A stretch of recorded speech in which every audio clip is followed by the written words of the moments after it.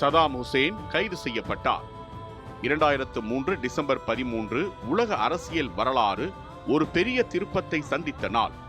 பல மாதங்களாக காணாமல் போன ஈராக் முன்னாள் அதிபர் சதாம் ஹுசேன் இறுதியாக அமெரிக்க படைகளின் கைகளில் சிக்கினார்.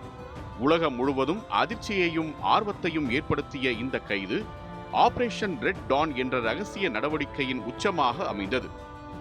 திக்ரித் அருகே அட் தாவூர் பகுதியில் உள்ள ஒரு தனிமையான விவசாய நிலம், அதன் அடியில் ஸ்பைடர் ஹோல் எனப்படும் மிகச்சிறிய நிலத்தடி குடைவு. அங்கேயே சதாம் ஹுசேன் பல நாட்கள் ஒளிந்திருந்தார்.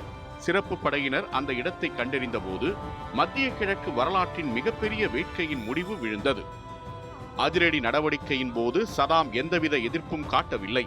அவரிடம் ஆயுதங்கள் இருந்தும் பயன்படுத்த முயன்றதே இல்லை. 600க்கும் மேற்பட்ட அமெரிக்க வீரர்கள் இணைந்த இந்த ஆபரேஷன் மிக துல்லியமான ராணுவ திட்டமிடலின் வெற்றி கதை என்று மதிக்கப்படுகிறது. We got him.